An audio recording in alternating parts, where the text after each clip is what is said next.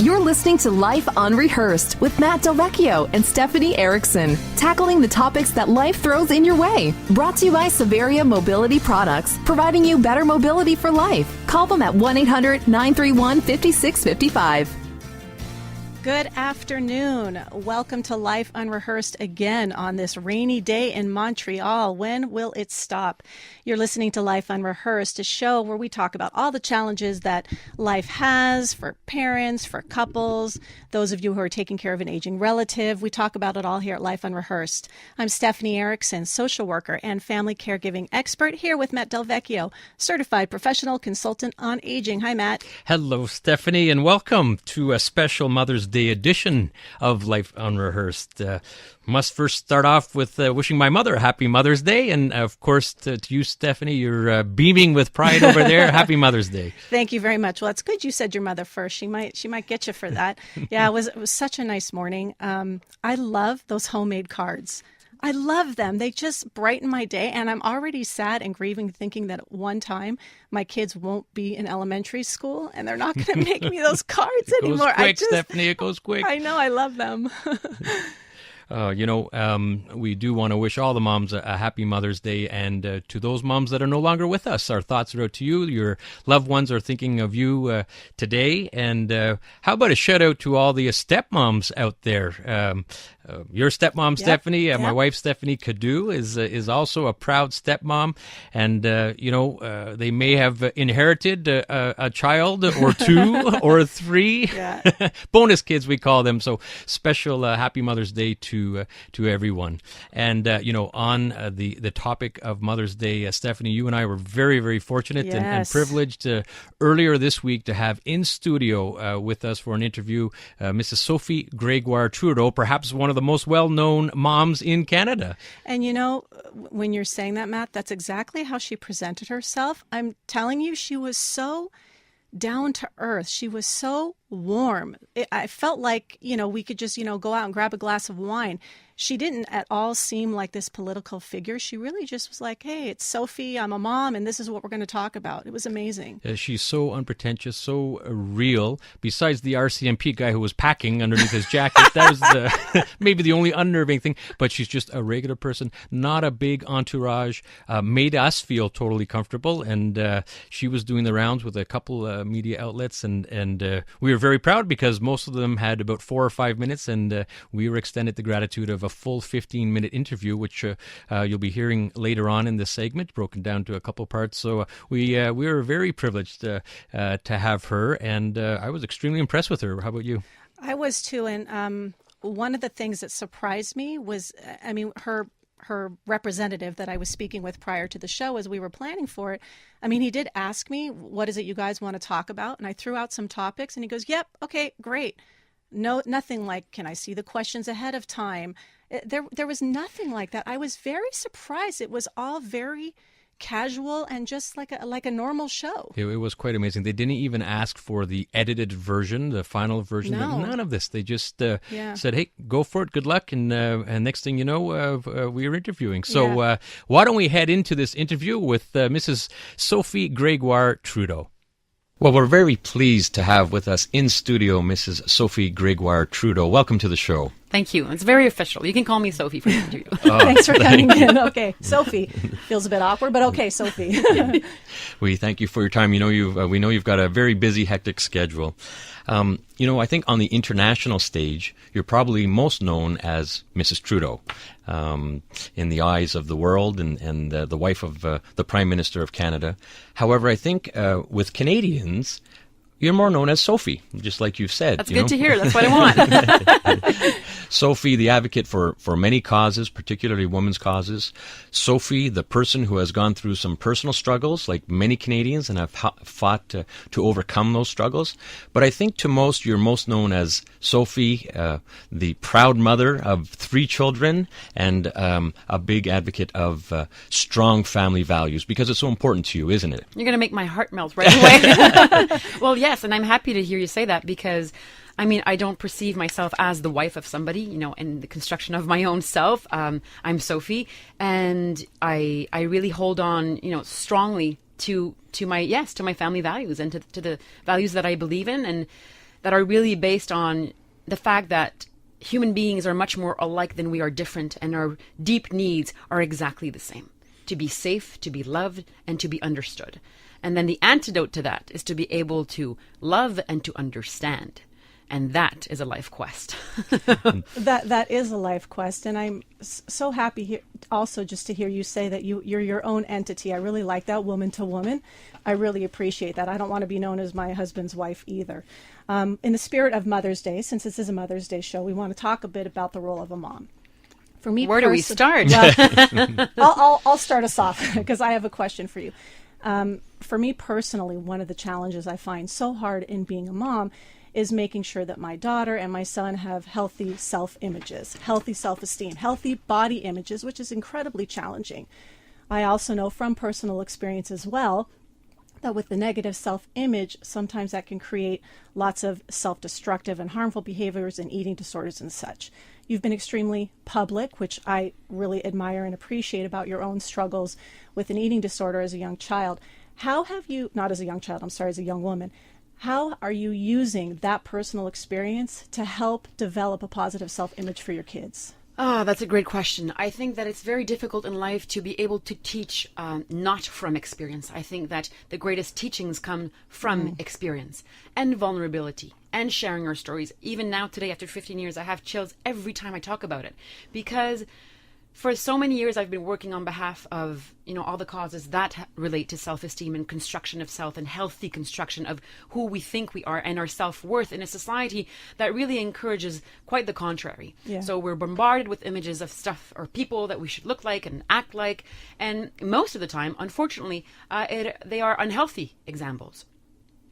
I work with a lot of young girls and boys as well. And I remember sitting in a circle, we were about 50 people. And I asked the girls, do you have someone, a woman that you can confide to, that can mentor you, that's there for you when you have your own struggles? Do you have one person? And I would say 75% of the girls raised their hands. And then I asked the boys. I don't think even 20%. Boys don't have, to me. Yes, boys don't have in our society healthy mentors that they can look up to and that serve as great role models. I mean, there are, but there aren't many. So, and then we wonder why, the dynamics sometimes between boys and girls and the culture that we live in are difficult. I think we are not only boxing in the intelligence and spirit and potential of women, because we open the television, we look at magazines, and we have dehumanized the female body, literally. Yeah, but at the point you're making is we're doing the same thing for boys. Exactly. Yeah. We're boxing them in a macho, I would say, undermining their intelligence and the wisdom that they can show as well. So this is very serious, and we need to talk about it, but we're talking about it. And 20 years ago, we weren't. And even eating disorders, everywhere I go, people now confide in me. Well, I suffer from one. And every time I hear it, I kind of understand what they're going through. And the eating disorder itself, the food, is just the excuse. It has nothing to do with food. You don't tell someone who's suffering from an eating disorder, start eating. Right. It's the anxiety, the fear. And I heard somebody in Quebec, an actor called Guy Nadon, not too long ago, say that we become the product of our society way before we become who we truly are. I think what you're stressing also, and you've stressed in the past, is first and foremost, let's get it out there. Let's talk about it. And I think one thing you've always promoted as well, and as a dad and as a father, you've promoted the role of a father in influencing positive image, positive self-esteem. So we want to get right back into that. We'd like to do a little bit of a traffic update, if that's okay with you. And let's do it. You gonna hang out? All right. Let's head to the CJD Traffic Center. This is Life Unrehearsed with Matt DelVecchio and Stephanie Erickson. Brought to you by Severia Mobility Products, providing you better mobility for life. Call them at 1-800-931-5655. We are family. Hey, I got all my sisters with me. You're listening to Life Unrehearsed. I'm Stephanie Erickson here with Matt DelVecchio. Earlier in this week, we had a chance to speak with Mrs. Sophie Gregoire Trudeau, and we're going to take us back to that interview. Oh, we're getting it set up right now. Thank you, David. We're about to head back to that interview. Here we go. Thank you. So just before traffic, Sophie, we were asking you about the role of father, and you've been an advocate and also pointing out that it seems to be sometimes a woman or a mom issue when in fact the role of the father is important. So first, thank you as a father. And I think we would all agree that the role of the father and the influence of self-esteem and self-image of not just daughters, but like you say with boys as well, is so important, isn't it? Well, it's the family dynamic for most of us. You know, sometimes obviously there's, divorced families and the dynamic is different, but the role of the parent stays so crucial. I've read so much, information about how one develops her or his sense of worth. And yes, the media, the school, the peers, the people who surround you, they do have an influence, a very big one. But the parents and how a father can affect the development of a young girl's self-esteem is immense. We look up to you. We feel you. We hear you. Your comments on other women, your comments on beauty or on strength of girls and the intelligence and the wisdom of girls. We too often talk about beauty, right? When tomorrow one's beauty can be, burnt or flawed or whatever. Anything can happen in life. An accident can happen. And if you rely on your physical beauty in life, you will fall back at times of adversity on not much to fall back on. And that is not what a human being is meant to become. We're meant to know who we are, to be able to serve ourselves through adversity, to be able to serve others better. And with my new life in politics, and, I started this work on eating disorders and self-esteem in young women before I met my husband. So this was my path, and now I just have a greater platform to be able to talk to people, which I feel so blessed and so fortunate to have. But it's really being of service to yourself and to others is the path of happiness. A lot of people ask me, why you're always happy? I'm not always happy because I'm not. I'm a human being, but I have deep happiness because I've done the work to get to know who I am and how I can deal with this life and how I can serve others.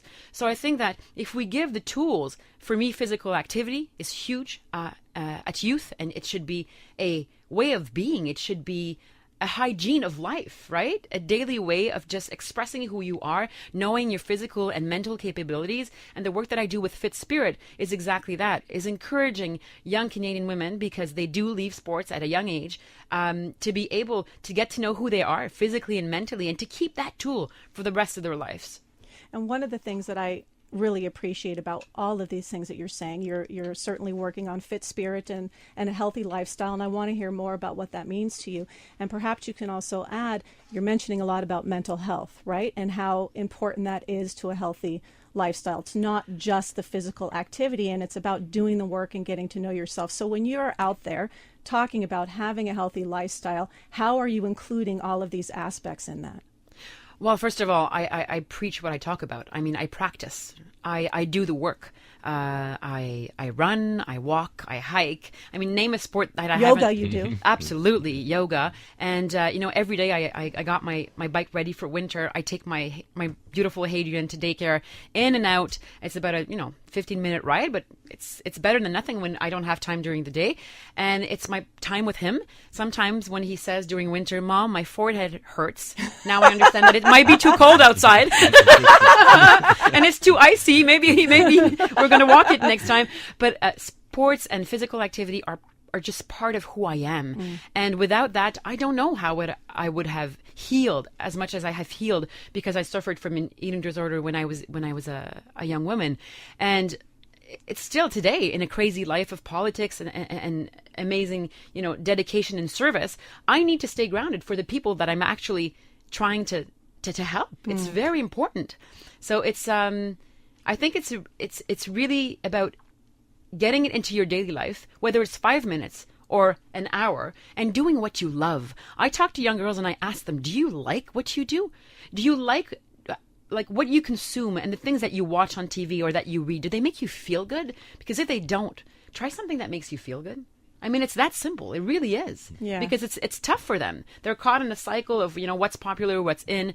And most of what's popular and what's in has either sexual violence against women in very subtle ways, sometimes in very explicit ways, whether it's the use of pornography, hours of pornography watching before a young man has his first sexual encounter. Where are we heading to? Mm-hmm. And you're right. You've got to get them to find that comfort zone. What are they comfortable with? It's not a marathon. It is a marathon. You want to go by little steps, finding what they're most comfortable with.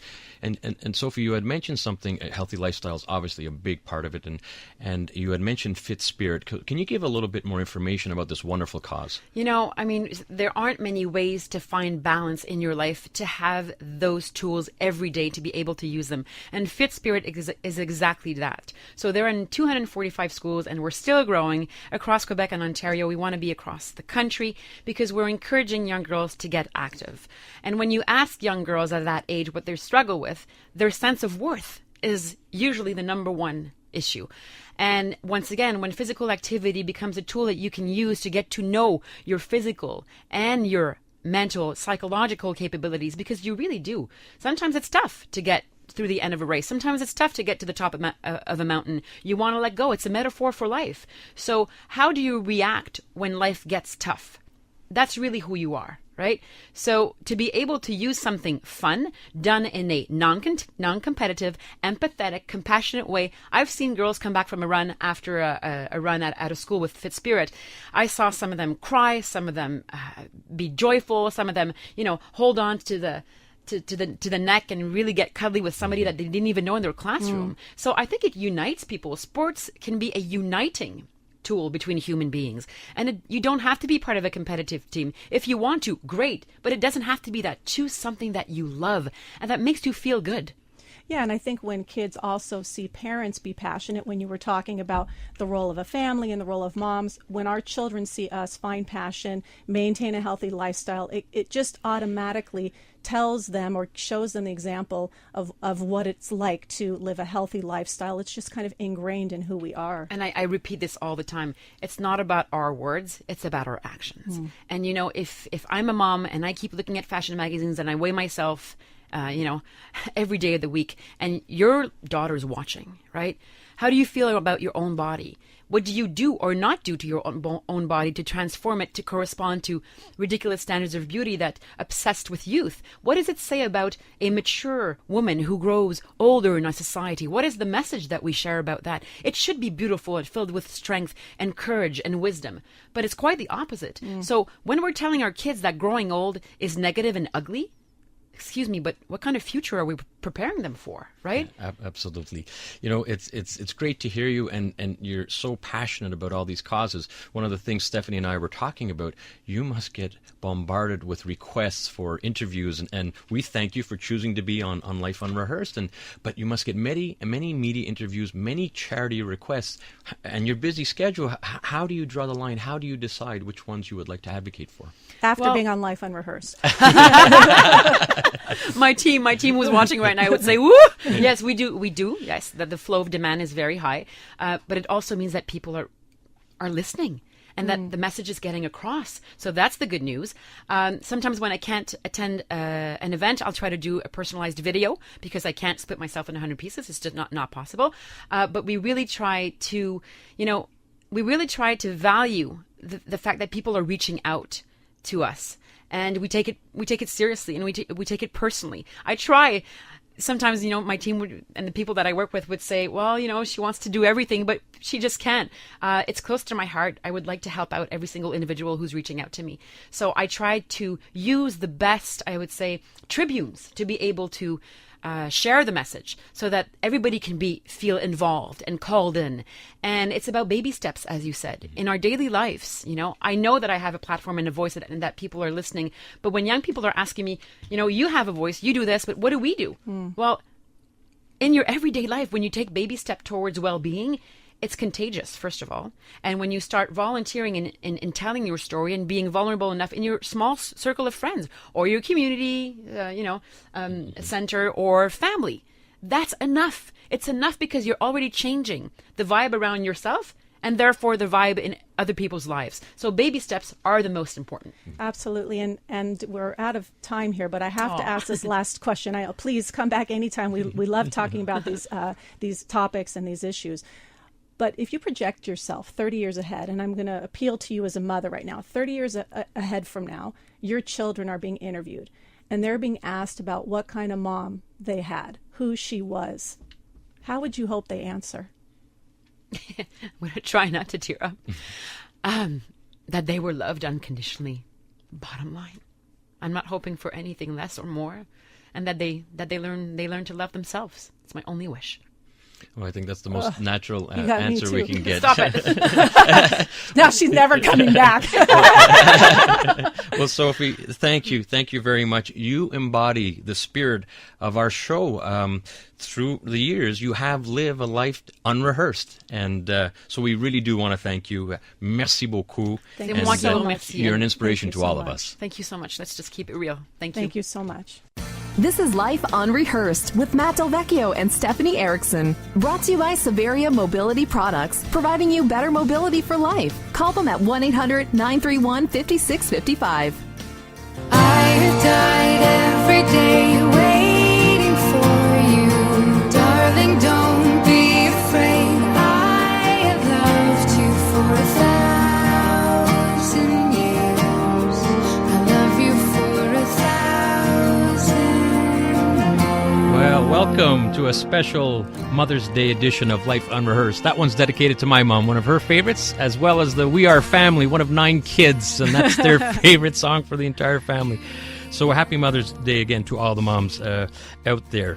This is Life Unrehearsed, a show about the ins and outs of family life. My name is Matt DelVecchio. I'm a certified professional consultant on aging, here with Stephanie Erickson, social worker and family caregiving expert. I'm really excited about our next guest, Stephanie, but just before that, you are in the midst of a campaign right now, something called We the Caring. Could you give a little explanation on that? Yeah, sure. So this campaign, it has to do with caregiving, and it has to do with a web series that my partner and I, with our media company, This Matters to Me Media, my partner Christopher Wynn and I have developed a web series. Caregiving takes care most of the time in the home setting, in the home environment. That's what people think about. And there are some routines and some things that we can structure. But when caregivers leave the home and they're trying to do things like run an errand, go grocery shopping, use a public bathroom with someone perhaps of a different gender that they need to care for, they go to work, there's lots of challenges that caregivers face. And we've developed a series called We the Caring, and we're exploring all of these challenges. We've applied to the TELUS Fund, who is generously offering funding for the full series, but it's campaign, it's contest. We're not guaranteed that. And so right now we're in the voting. So you could visit our Facebook page, This Matters to Me Facebook page. You can look at the Life Unrehearsed Facebook page. The link is there, or go to caregiverstories.com. Look up We the Caring, vote, and hashtag We the Caring, hashtag This Matters to Me. It will be very helpful for all caregivers to have access to this web series. Thanks, Matt. So go vote. Yeah, it's a very good cause. I've seen it, and it's just amazing. Now, we'd like to introduce Claire Webster. Claire is a certified Alzheimer's care consultant. You were a caregiver for your own mother who had Alzheimer's, and you have a company called Caregiver Crosswalk to help caregivers navigate the challenges of Alzheimer's. Claire, welcome to the show. Oh, thank you for having me. Thanks for being here, Claire. Thank you. You are indeed a special person, and I think people understand why. If you can just give a real quick background on your story, which is so intriguing. Okay, well, shortly after my father passed away in 2005, my mother became a very big part of my life. At the time, I was 38 years old, had 3 young children, 2, 4, and 9. And a year after my father passed away, after some very odd behavior, I took my mom to see a doctor, and she was diagnosed with Alzheimer's disease in September of 2006. And essentially, at that time, I did not know anything about the disease, had no education, did not know what to expect. And my life became a complete whirlwind of just trying to figure out things on my own, not being educated, not realizing I needed support. So after when my mom passed away in May of 2006, and over the past 10 years, I've learned a lot about what to expect. And so I decided to become an Alzheimer care consultant and help other people along the way with their own journeys. That's so great, Claire. And I'm really glad you're doing this, especially from personal experience for you, because it's so much easier to help somebody when you've been through that process. Although Alzheimer's is differently and presents itself differently for everybody, certainly you can at least acknowledge that. I just want to ask you, because now you're really an advocate for families. Yes. You really help them understand the systems and what the process is. Tell me, is there actually a difference between being a caregiver and being an advocate, or is it one and the same? I really believe it's one and the same. I think that becoming an advocate is a natural progression of your role as a caregiver, because really when you're looking after somebody, like your whole motto is treat those the way you would want to be treated. And so it becomes a progression, because with any disease, you have to really adapt yourself to how to care for your loved one. And so you as a caregiver are adapting that way. So you're really becoming their representative. Okay, I'm sorry, but we have some breaking news. This is breaking news. This is Luciano Hikia from the CJAD newsroom. The police have just confirmed that there's been an evacuation of the the Fairview shopping center in Point Claire. We're not quite sure exactly why there's been this evacuation. Unconfirmed reports about why it has happened. Again, police only saying right now that there's been an evacuation of the of the Fairview shopping center in Point Claire. We are in contact with police. We hope to have more in our next newscast coming up at 5 o'clock. And we'll keep you updated with this breaking news. You're listening to Life Unrehearsed, and we have Claire Webster here with us, a real advocate, plenty of experience, and hopefully you could share your experiences to help others out there. I would imagine, Claire, that sometimes not adult children some have good relationships with parents and some might not. And all of a sudden you find yourself in a caregiver role, and it presents several challenges. Any advice you could give in those situations? Well, I think when you do assume the role, what's really key is no matter what type of caregiver you are for whatever type of disease, you have to become as educated as possible and really understand what you're dealing with, and also find out what type of support services and resources that you can obtain. But for sure, without a doubt, I mean, some of my clients did have challenging relationships with their parents or a spouse, and they do at times look at it as, oh my gosh, I now have a burden in my life. But I think you need to just get to a point where you accept what's happening, surround yourself with all the proper tools that you can, and it really helps. It helps you along your journey. And I'm curious how you've been an advocate for your aging relative, or maybe even an advocate for a child who might have some difficulties. So make sure to call in and let us know your story, 514-790-0800, or you can text in at 514-800. Claire, you're talking about, having to educate yourself. When we're in the midst of a crisis, because caregiving, to me, it kind of seems like one acute crisis after another. It is a chronic thing that we're having to manage, but it's like crisis after crisis. When you're caught up in those crises, how do you manage to step down a minute and see through what you need to do and figure out what are those resources that you need? Is there someone within the healthcare system that tends to be a person that that you can count on to sort of at least get you on the right track? Well, at the time, what happened in my case is that I as many people were trying to surround me and offer me the support, I kept saying to them, many thanks, but I'm okay. I can manage. I can do it. And so I think from the get-go, when you start along this path, know from the beginning you cannot do it alone. So seek, for instance, in Quebec, I mean, there are resources within the CLSCs. If you're in a hospital, there are social workers that are available to talk to you. But you need to find those resources, and don't think that you can go on the path on your own. For some reason, when people are, I will say, family caregivers, and not, they think because our loved one is sick that we don't have the permission to help ourselves. We're just so focused on helping everybody else, but we really need to take care of ourselves first. It's very true. And Claire, I had a situation last week, actually, with two clients, almost identical cases, where the family had asked me to find senior residences for their respective mothers. They were both in hospitals, and they had all agreed it's time to move into a senior residence. One was related to Alzheimer's. One was a situation with lung cancer, and they were coming out of some treatments. And particularly the lung cancer case, where the daughter was talking to a doctor, and the doctors are running around all over the place, and they said, your mom is going to go to Mount Sinai for 3 to 4 weeks. Now, Mount Sinai is great because they have rehabilitation, and they also have palliative care there. And he walked off. Mm-hmm.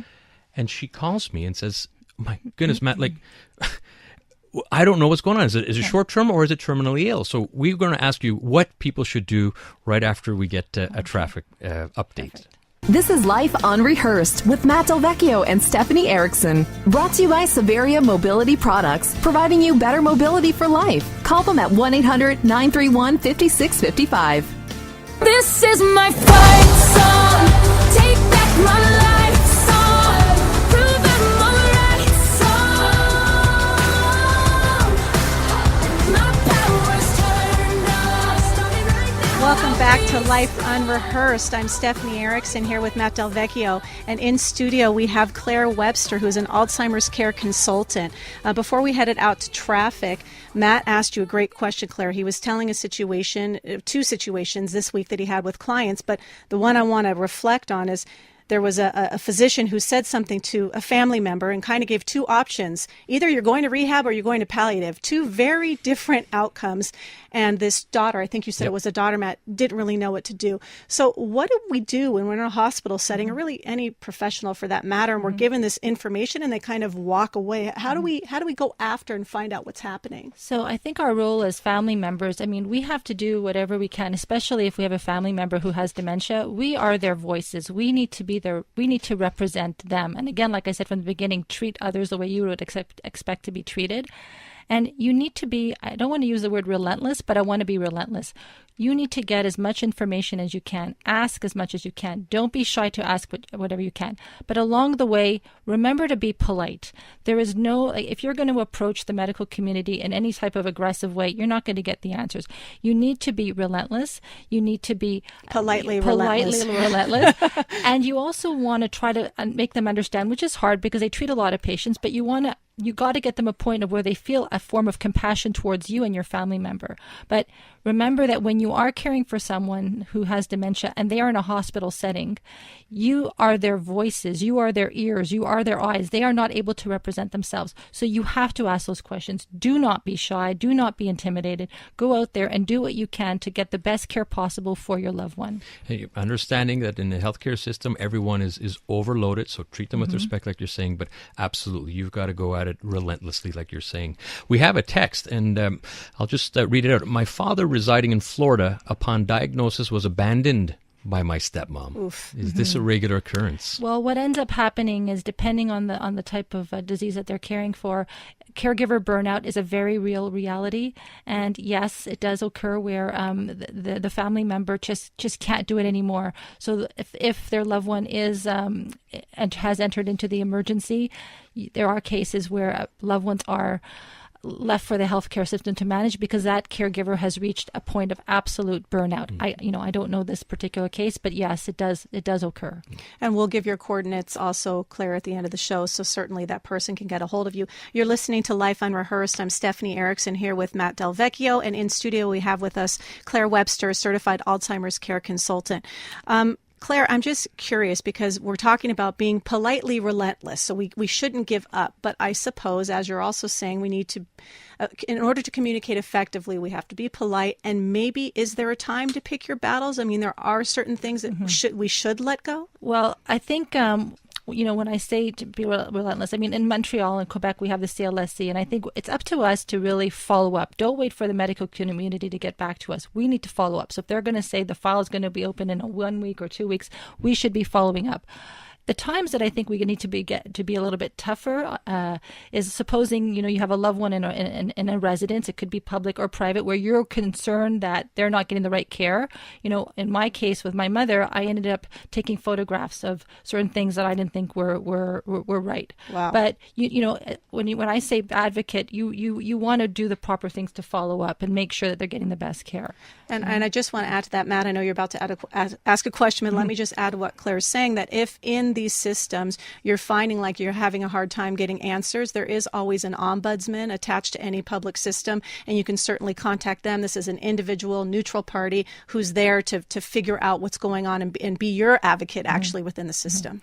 Yeah, no, very, very important. And Claire, we also have to apologize in advance. We're getting cut a little short because of this breaking news situation at Fairview. However, we do want to talk about two very important things. First of all, you're going to be a speaker, I think, this Tuesday, right, yes, for Alzheimer's. Can you give us a little bit more details? Yeah, so I'm going to be giving a lecture on behalf of the Alzheimer's Society of Montreal Cafe at the Atwater Library, corner of Atwater and Tupper, from as of 1 p.m. from 1 to 3 p.m. And I will be discussing this Tuesday, May 16th, and I will be talking about navigating the journey of Alzheimer's disease, the reality of what to expect, and also the reality of being a caregiver, how to avoid caregiver burnout, and just how to prepare yourself when a loved one is diagnosed with Alzheimer's disease. Very good topic, and I've heard you talk before. You've got to go to this. And admission is free, by the way. So wonderful. Yeah, and you'll be sharing some of your personal story as well, and I think that's very powerful for us to hear what it was like for you as well.